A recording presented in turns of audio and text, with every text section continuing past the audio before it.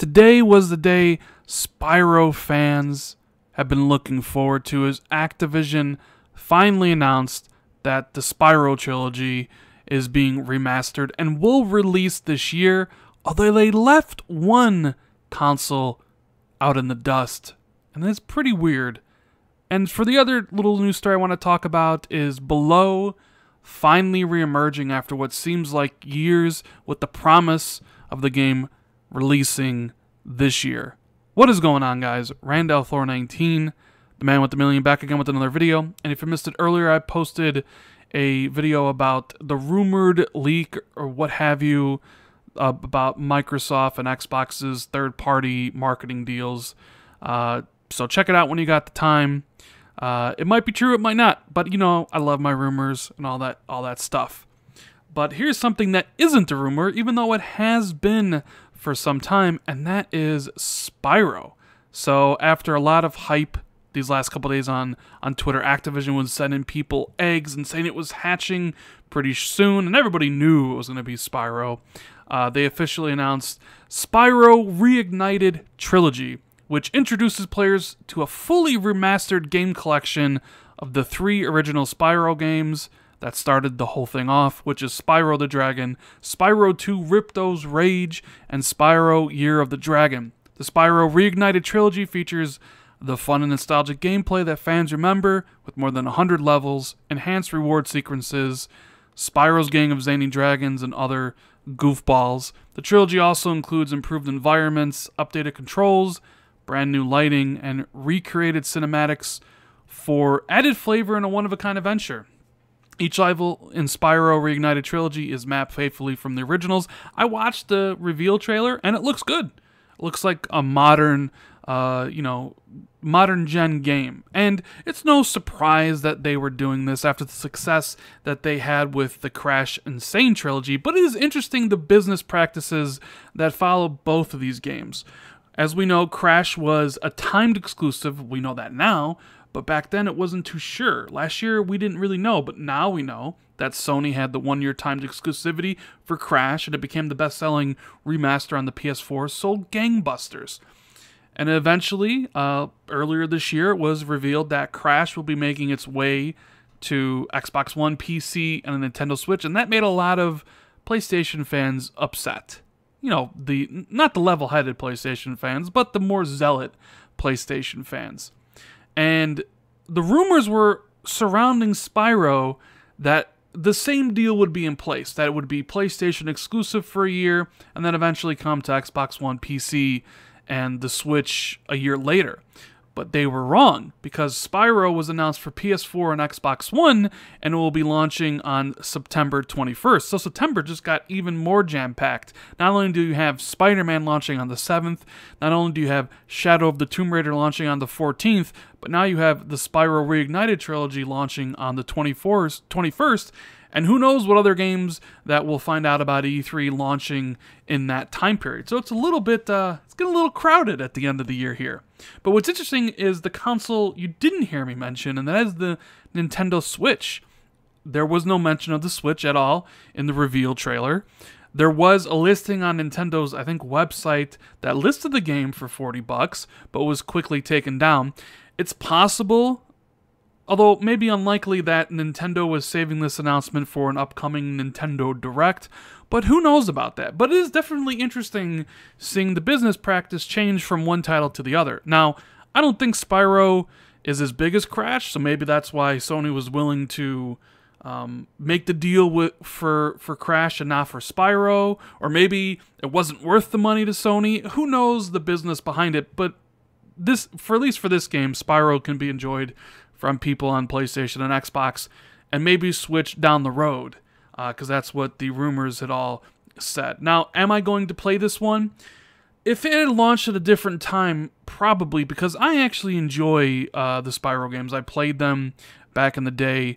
In fact, if you guys don't know this, these games were made by Insomniac back then, I used to play this game with my younger sister. She really liked it. So this actually interested me more than Crash Bandicoot. The Crash Bandicoot games I played, but I never was a big fan of them, right? But I understand why people like them. I understand why people like Spyro. The problem is it's coming out September 21st. You know, like, there's a whole bunch of games. You're kind of getting into the really big, holiday gaming season there, and I'm just not sure if I'll have the time.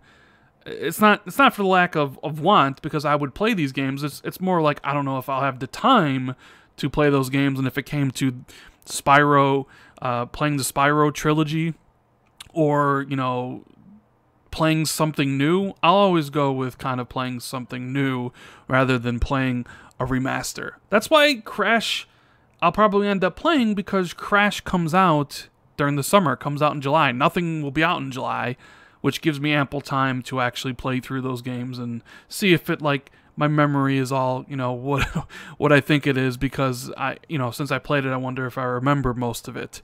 So I know Spyro fans are happy, Xbox fans, PS4 fans are happy, and of course the Switch fans are they're left scratching their head. Who knows when or if the game will be coming to the platform, but maybe you'll get an announcement for the Nintendo Direct. But that's all the stuff about Spyro.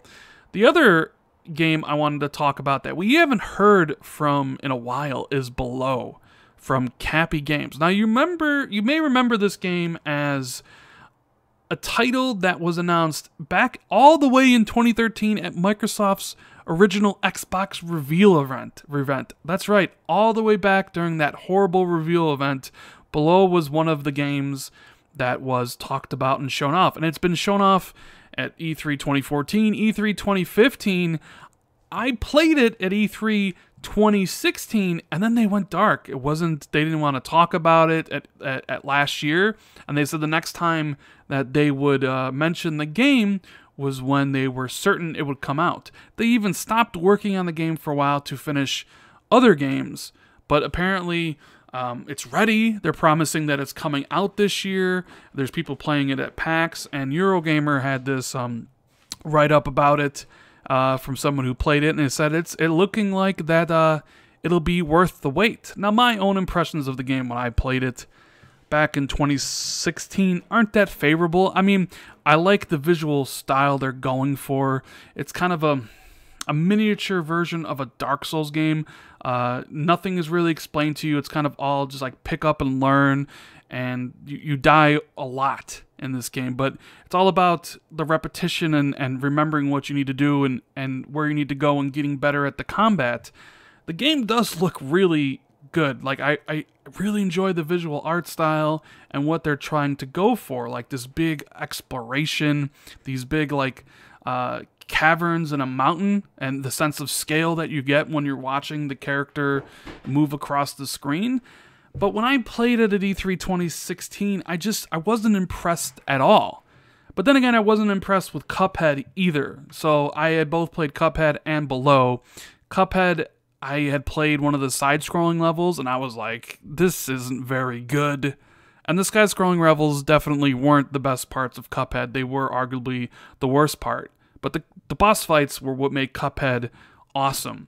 So maybe it was just playing the game in a big area with other people. I couldn't sit and try to enjoy the experience. You had the headphones on and people walking all around you. And this is more of a game that you want to just kind of sit, experience, and go on a journey with you, which you really can't when you're bothered by everybody milling about. So hopefully Below is what, they claimed it to be. I mean, this is a game that is literally 5 years old, or announced 5 years ago.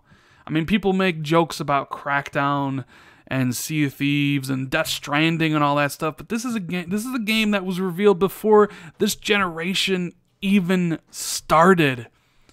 And I know they're an indie company and they got to do all the different things they need to do to pay the bills, and that was work on, games for Adult Swim or Cartoon Network or whatever it was. But still, there was a point where people were really looking forward to this game, and then it was like every year, it was like it's coming, but then it wasn't, and then it was coming the next year, but then it wasn't, and then it was like we're not talking about it, and now it's finally here, and it looks like it's getting some positive buzz. I'll definitely check it out whenever it does release, because I like playing video games. Anyways, guys, that is the video talking about Below and Spyro the Dragon. If you're looking forward to either of those games, make sure you write in the comment section below why you're looking forward to them and which one you are looking forward to. And as always, if you enjoyed this video, make sure you hit that like button. Consider sharing it out on social media. Hit the sub button if you're new. The notification bell if you want to be notified every time I drop a new video. And as always, thank you guys so very much for watching. I really do appreciate it. And hope everybody has a great rest of the day. Later, guys.